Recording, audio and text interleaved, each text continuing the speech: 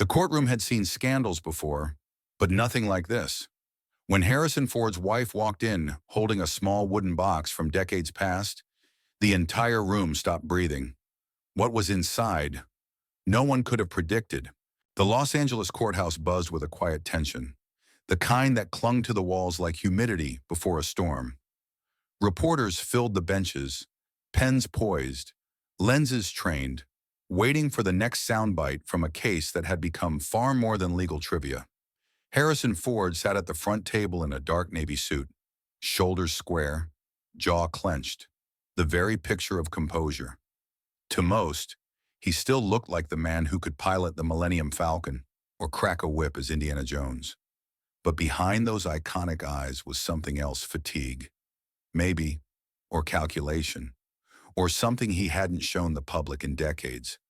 On the other side of the room, lawyers for the Pacific Film Archive leaned in over piles of documentation. They had come armed with contracts, testimonies, and one simple demand: the release of a handwritten, unpublished film manuscript believed to have been penned by Ford's late father, Christopher Ford, a World War II veteran and former radio writer. They claimed it was a historically significant piece of cinematic heritage. Harrison had not denied the manuscript's existence, but he had refused, outright, to let it leave his possession. "All rise," the bailiff called. Judge Ellen Ramos entered, robe flowing behind her. "You may be seated," she said, flipping open a case folder. "We are here to consider the motion to compel Mr. Ford to surrender the original manuscript discovered in the storage vault of Paramount Studios." Ford's lawyer, a crisp-voiced man in his 40s, adjusted his tie and stood. "Your Honor, the manuscript in question was not a studio document. It was never submitted for production, never optioned, never registered. It is private property, written by Mr. Ford's father and entrusted to him alone."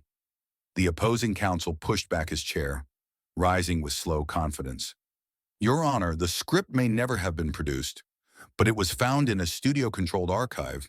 It bears notes that indicate it was intended for industry circulation. That makes it fair game for preservation and public interest." Judge Ramos raised an eyebrow. "Mr. Ford, do you have anything to say for yourself?" Harrison didn't move at first. Then he leaned toward the microphone, voice steady. "It's not just a script," he said quietly. "It's something else entirely." The courtroom had just begun to settle into the rhythm of procedure when it happened. The heavy double doors at the rear creaked open, slicing through the moment like a blade. Heads turned. Even the judge paused mid-note. She stood in the doorway, a slender figure in a cream-colored coat, her silhouette backlit by the harsh hallway light. Callista Flockhart, Harrison's wife. The room fell silent as she walked forward, heels echoing against the marble floor. She held something small in both hands, a wooden box, aged, weathered, polished from time and care. The kind of box that didn't belong in a courtroom, the kind that didn't need to be explained, because it already meant something. Harrison saw it, and something inside him cracked, not visibly, not to the press or the lawyers, but to those who had watched him for years, who knew the way he carried himself like armor. His face shifted, his back straightened, then faltered. His lawyer turned to him, whispering something urgent. Ford didn't answer. "Your Honor," Callista said softly, "I apologize for the interruption, but this matter touches on something that was never meant for public eyes." The judge narrowed her eyes. "Ms. Flockhart, are you here as a witness?" "No, ma'am, but I'm here with context the court doesn't have. This box is relevant, and I think Mr. Ford would agree." Harrison stood slowly, his eyes locked on the object in her hands. "Your Honor, I request a short recess," he said, voice low. Judge Ramos looked from Ford to Callista, then to the stunned attorneys on both sides. "Granted," she said. 15 minutes. "Mr. Ford, Ms. Flockhart, please join me in chambers." As the gavel struck, the courtroom erupted. Cameras clicked. Reporters whispered furiously. But Harrison didn't notice any of it. His eyes were still fixed on that box. And for the first time in years, the man who had survived Hollywood, flown real planes through real skies, and lived a dozen cinematic lives, looked genuinely afraid. Before we dive in, let us know where you're watching from today. And if you like this story, don't forget to subscribe. Long before Harrison Ford ever stepped onto a movie set, before the lights, the lines, or the legends, there was Chicago, not the polished skyline of today, but a post-war Chicago still covered in soot and second chances. He was just a kid then, quiet, slight, the kind of boy teachers forgot to call on, the kind other kids passed by without noticing. His name didn't ring with any promise. It just sat there. Harrison, just Harrison. His father, Christopher Ford, was a man of habit and silence. A World War II veteran turned radio writer, he spoke not in big speeches, but in small acts, a second coat of varnish on a bookshelf. The way he folded a shirt with purpose. Their apartment was modest, 2 bedrooms and a kitchen that always smelled faintly of burnt toast. Harrison's mother worked at a department store, and his younger brother, Terrence, was the talker of the two. Harrison preferred corners, books, screws, wood. He was always fixing something that didn't really need to be fixed. On his 12th birthday, his father handed him a box. No wrapping paper, no bow, just a simple wooden box with a brass latch, worn at the edges, as if it had lived other lives before reaching his hands. Harrison opened it slowly, expecting maybe a compass, or tools, or if he was lucky, a set of model airplane parts. But inside, and there were only scraps of paper, folded, handwritten, yellowed slightly from age. His father stood over him, arms crossed. These are things I've learned. Some I wrote down when I was your age. Others came later. They're not rules, just things I'd like you to consider. Harrison looked up. Why me? Because you listen, his father said. Even when you don't speak, each scrap held a sentence. No titles, no explanations. Just quiet truths. You don't owe anyone your silence, but you don't owe them your anger either. Build more than you break. If you can't find the right thing to say, do the right thing instead. There was one note that simply said, don't rush to be known. Be someone worth knowing. Harrison didn't understand all of it. Not then. But he knew enough to feel the weight of it. These weren't rules for school or chores.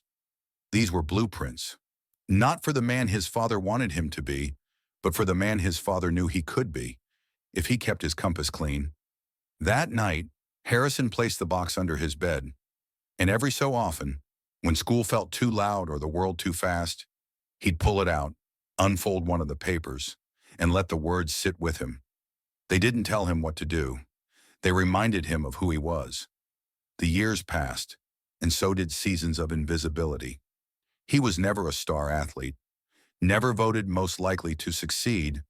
He failed a shop class project once, not because he couldn't build it, but because he built it too well. The teacher said it looked like something someone else must have done. That night, he took out the note that read, "What you do when no one's watching is the only thing that matters." It stopped the sting before it could settle. He didn't show the box to friends. He didn't talk about it to his brother. It was never meant for display. It was a conversation between father and son, held in silence across time. As he got older, the box collected more than paper. A button from his first jacket, a photo of his dog, a screw from a model airplane he never finished. But the notes stayed on top, always, and yet, for all its presence in his life, the box never grew heavier, only clearer, like a lighthouse, always where it needed to be. Even when fog closed in, there came a time, years later, when he would leave Chicago, when he'd try his hand at college, then acting, then carpentry, when he would become a name people didn't forget. But long before that, when he was just a boy with a quiet voice in a world too loud, he was already carrying something. Not on his back, but inside. The wooden box didn't make him who he was. It reminded him that he already knew. By the time Harrison Ford turned 30, Hollywood had already shown him the back door more times than he could count. He had done the rounds bit parts, walk-ons, the kind of roles that filled space between commercials. Casting agents told him he lacked charisma. One director said he looked too normal to be memorable.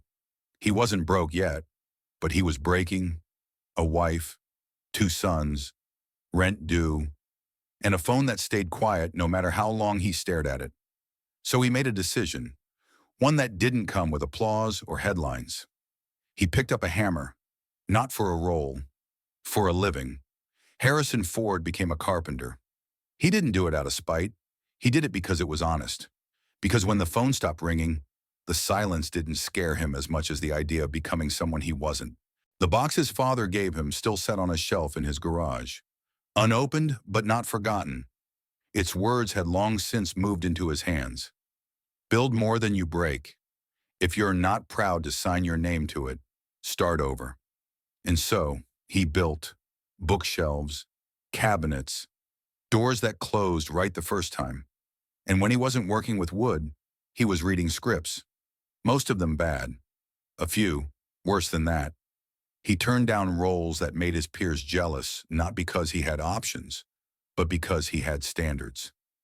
He once walked out of an audition for a pilot about time-traveling dentists. The casting director laughed. He didn't. He worked odd jobs at night, restored a porch in Burbank, repaired a piano bench in West Hollywood. Every piece he made came with one guarantee: he wouldn't cut corners. That was the deal he made with himself. If acting wouldn't let him be decent, carpentry would. Then came Lucasfilm. It wasn't a film gig, not at first. He was hired to install cabinetry in a production office prepping a science fiction movie, something about smugglers and a space princess. Just another job. He showed up early, toolbox in hand, wearing a flannel shirt and jeans with sawdust in the seams. The office was buzzing with energy. Young men with big glasses and big ideas rushed through the hallways carrying sketches and storyboards. Harrison barely looked up. He was building something real. That was enough. A casting director named Fred Roos recognized him. Years earlier, Harrison had worked on a small part in a Coppola film. Roos remembered the quiet confidence, the way Harrison didn't try to impress. He asked him to read lines during a casting session just to help audition other actors. Harrison shrugged. Sure, why not? They handed him a script. The character's name was Han Solo. He didn't read it like an actor desperate for a job. He read it like a man who knew who he was, who understood the weight of silence between sentences. He gave Han a sense of danger without trying to be dangerous, gave him wit without winking. George Lucas watched, then listened, then didn't say much at all. A week later, the phone rang. It wasn't a job. It was an invitation. Harrison didn't celebrate. He didn't jump or cry or call the press. He went back to the garage, took off his flannel, and stared at his workbench for a long time. Then, for the first time in years, he opened the box. The first note he saw said, "If something finds you while you're being honest, don't question it, welcome it." He called his wife and told her the news. She asked what the role was. He said, "Some guy in space. I think he flies something." Star Wars wasn't supposed to change the world, but it did. And so did Harrison's life. He became the reluctant hero, the charming rogue, the man boys wanted to grow up to be and girls wanted to chase. But underneath the charisma, underneath the fame, there was still the man who measured twice, cut once, and never rushed the build. The world would remember him for roles. But the people who knew him best remembered something else. That when the door finally opened, Harrison Ford hadn't been waiting in costume. He'd been working, with his hands, with his values, with the quiet knowledge that doing things the right way was never a waste of time. Because sometimes, opportunity doesn't knock. Sometimes it walks through a workshop, sees a man with sawdust on his sleeves, and realizes it's found something real. By the mid-1990s, Harrison Ford was more than a name. He was a brand, a box office guarantee. His face was on lunchboxes, posters, billboards stretching across cities he barely remembered landing in. He played presidents, Outlaws, explorers. He ran through jungles, flew planes through galaxies, rescued hostages, and defused bombs, often in the same movie. To the world, he was unshakable. But behind the curtain, the applause was starting to echo. The roles got bigger, the sets more elaborate. But with each film, something small peeled away. A birthday missed, a phone call returned too late, a promise to be home by dinner that dissolved somewhere over a hotel minibar in Berlin. His older son, now in high school, stopped asking when he'd be back. His younger one started calling him by his first name, not out of disrespect, but distance. The kind that settles in when absence becomes normal. One evening, he flew back from a press tour in Japan, 3 time zones behind and 40 interviews deep. He walked into the house and found Callista waiting at the kitchen table. No music, no wine, just quiet. The kind that says this conversation had been rehearsed a dozen times before he ever opened the door. "You missed it," she said. Missed what he asked, already knowing. Ben's recital. He had a solo. He kept looking at the door. He opened his mouth to explain, to say something about the delayed flight, the missed connection, the driver who couldn't find the right exit. But the words felt stale. She didn't need a timeline. She needed him to have been there. Callista stood, walked to the hallway, and came back holding something small, a sheet of music, crumpled at the edges. Ben had drawn a little X at the top of the page, where his father was supposed to sit. Later that night, Ford found himself in the garage, looking for something he couldn't name. He moved aside boxes, unopened equipment, the long-forgotten tools of a man who once made cabinets instead of headlines. And then he saw it, tucked behind a stack of old film reels, the wooden box. He didn't open it. He wasn't ready. Instead, he stared at it, the way one might look at a childhood photo and realize the face still looks back at you, only through a lens fogged by years of pretending to be fearless, to be present, to be enough. On set, he gave them everything. Directors praised his precision, co-stars admired his restraint, crew members whispered that he never missed a mark. But off-set, the marks he missed were piling up. Missed dinners, missed laughs, missed chances to simply sit on the floor and ask, "How was your day?" Not as a father-shaped figure, but as a father. One night, after another late shoot, he walked into the kitchen to find Callista standing at the sink. The dishes were done. The lights were low. She didn't turn around when he entered. "You know what scares me," she said. He waited. "That I'm starting to forget what parts of you are real and which ones are just leftovers from a role." He said nothing. "I married you. Not Indiana Jones. Not Jack Ryan. Just you. But some days, I can't find you in the room." Her voice wasn't angry. It was tired, like someone who had been knocking on a door that used to open on the first knock, now sealed shut by red carpets and award speeches. Harrison stood there, holding his car keys, not knowing whether to put them down or leave again. He remembered one of the notes from the box. He hadn't read it in years, but the words had stayed. "If you can't recognize yourself in the mirror, don't blame the glass." That night, he didn't sleep. He sat in the hallway, just outside Ben's room, listening to the soft rhythm of a child's breathing, wondering how many nights he'd missed, wondering how many more he'd lose. The next morning, he canceled an appearance. The studio wasn't happy. The press speculated. He didn't offer an excuse. And still, he didn't open the box. Because sometimes facing the truth you've been running from isn't as simple as lifting a lid. Sometimes the scariest thing isn't losing yourself. It's realizing you already have. In 2015, Harrison Ford fell from the sky, a vintage World War II training aircraft, one he had flown countless times, sputtered midair, and dropped like a wounded bird over a California golf course. Witnesses said it looked like a crash that should have ended everything. But when they reached the wreckage, he was still breathing. Broken bones, a shattered pelvis, lacerations to the face, but alive. Barely. The headlines roared. Actor Harrison Ford survives plane crash. The world paused, worried. then applauded when he pulled through. But behind the cameras in public relief, the man inside the hospital room wasn't a hero. He was a man forced still, a man who couldn't outrun anything anymore. Not time, not age, not memory. He lay in bed, unable to shift without pain. Machines hummed, tubes ran into his arms, and for the first time in years, there were no scripts, no marks to hit, no character to disappear into, just the weight of everything he hadn't said, everything he had avoided.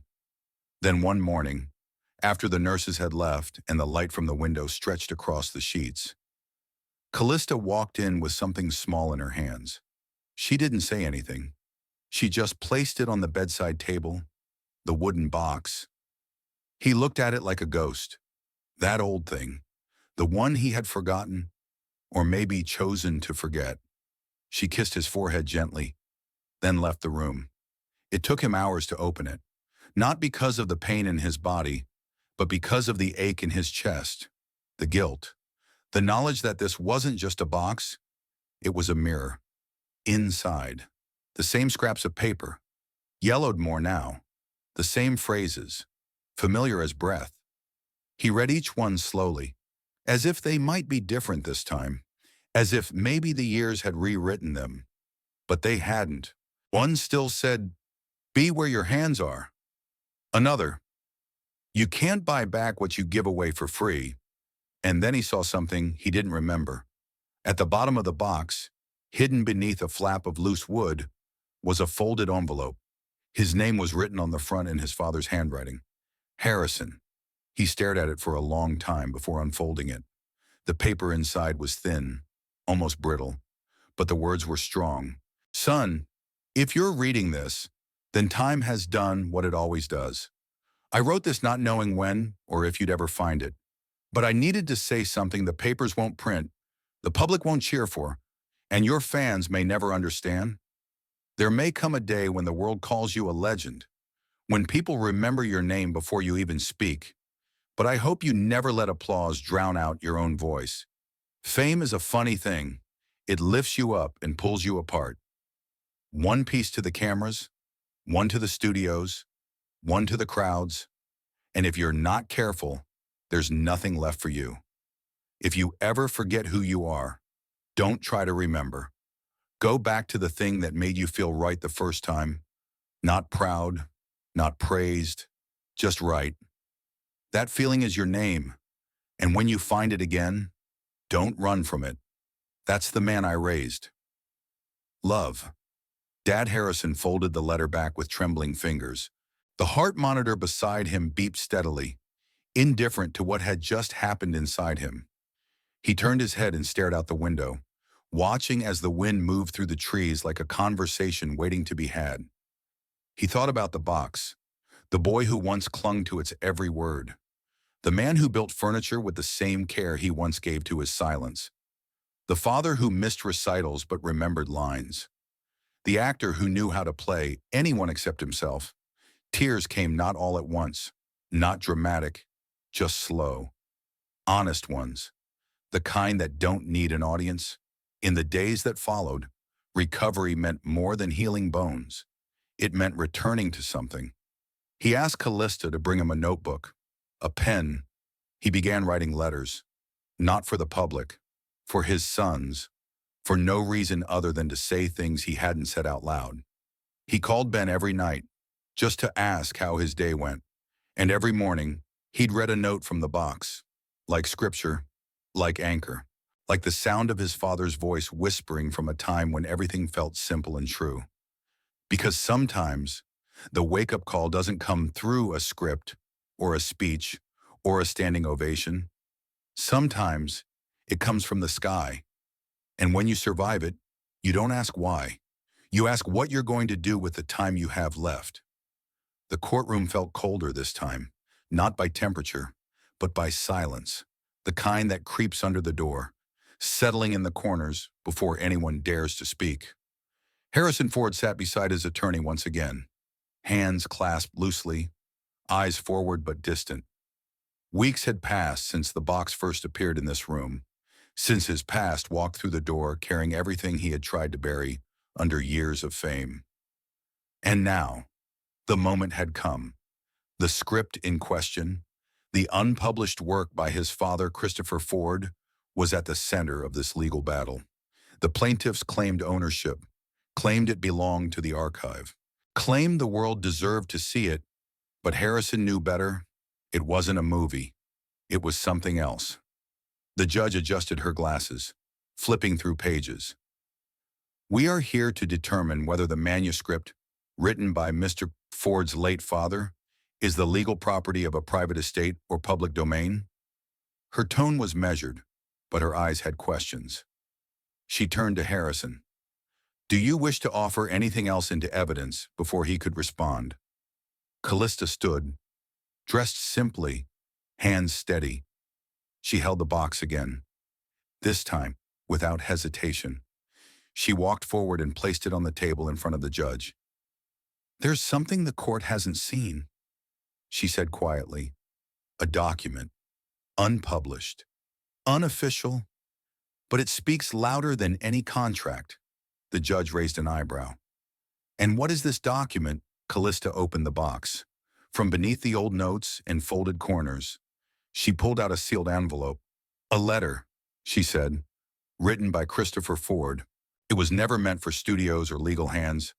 It was a private statement of purpose, intended for his son. She handed it to the bailiff, who delivered it to the bench. The judge unfolded the letter slowly. The room waited. Even the clicking cameras dared not break the air. To my son, and to anyone who may one day read what I've written. It began. This script is not a pitch. It is not a product. It is a story I wrote during the years when I had little money, but more hope than most would believe. If ever it finds its way to the screen, I ask that it not serve the pockets of men who never held a hammer or heard a foxhole silence. Instead, let every dollar earned go toward educating the sons and daughters of those who fought without applause. Let it lift up children whose voices are still ignored. Let this story, if told, be a tool, not a trophy. The judge read the final line aloud. A film can make you look, but a cause can make you see. A murmur spread across the courtroom. One of the plaintiffs leaned forward, whispering rapidly into his lawyer's ear. The other just stared down at the table. Harrison remained still. The judge looked up. Mr. Ford, do you confirm the authenticity of this letter? I do, he said. Then I ask plainly, do you wish to retain ownership of this manuscript under the conditions described? He stood, slowly, with the weight of every year he had lived. No, Your Honor. I don't wish to own it. I wish to protect it. I won't sell the rights. I won't license the story. But if someone honest, someone aligned with what my father wrote, wants to make the film as he intended, with the proceeds going to scholarships for veterans and children from underserved communities, I'll stand behind it. Not as a producer, not as an actor, as a son, a pause, not dramatic, just necessary. The judge nodded. Then let the record show this is not a matter of possession. This is a matter of intent, and Mr. Ford has made his intent clear. The gavel came down once, but the sound echoed like thunder. Outside, reporters swarmed. Microphones reached. Questions flew, but Harrison walked past all of them, the box in his hands, the letter folded neatly back inside. Later that night, Callista found him in the study. He was sitting on the floor, box open in front of him, sorting the old notes. She didn't say anything. She just sat beside him. He turned to her. It was never about the script. He said, I know, she whispered.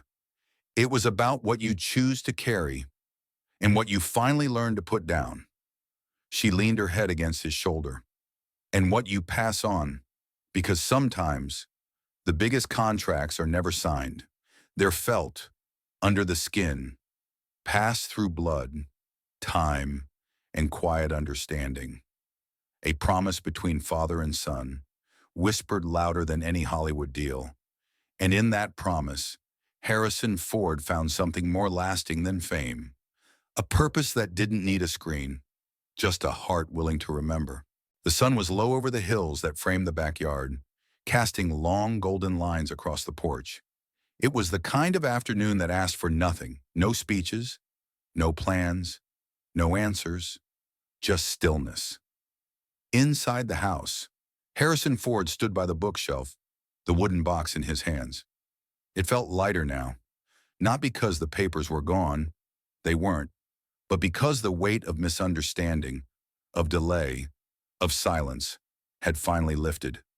For years, the box had been his compass. Now, it was time to pass that direction on.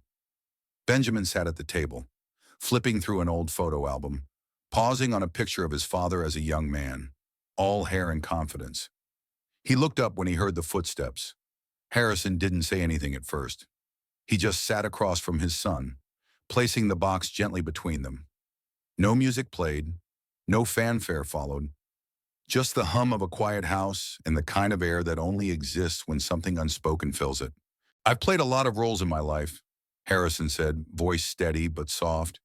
"Heroes, rebels, presidents. But this is the part I want you to remember most." Benjamin looked at the box, then at his father. "What's inside?" Harrison smiled. The kind of smile that's more memory than expression. Not what, who, pieces of a man trying to stay one, notes from your grandfather, thoughts I wasn't ready for when I was your age, warnings I didn't listen to until it was almost too late. He didn't slide the box across the table. He didn't make a speech about legacy or lessons. He just let it sit there, like a question only the boy could answer in his own time. Benjamin didn't reach for it. Not yet, but his eyes said he understood. Outside, a breeze stirred the trees. The day kept moving, uninterested in the history unfolding inside that room. And that was the beauty of it. This wasn't a moment meant for headlines or cameras. It was just a father and son, quietly exchanging something no one else could see. A burden, a belief, a truth passed down, not an instruction, but an example. Harrison stood and placed a hand on his son's shoulder. "It's not about remembering me," he said. "It's about remembering yourself when the world tries to make you forget." As he walked away, Benjamin opened the box for the first time. No surprise on his face, just reverence, because he already knew. The real script, the one that mattered most, wasn't written on paper. It was lived in the choices, in the silence, in the man who had finally found his way back. And now, the next chapter would be his. If you enjoyed this story, let us know in the comments. And don't forget to like, share, and subscribe for more inspiring stories.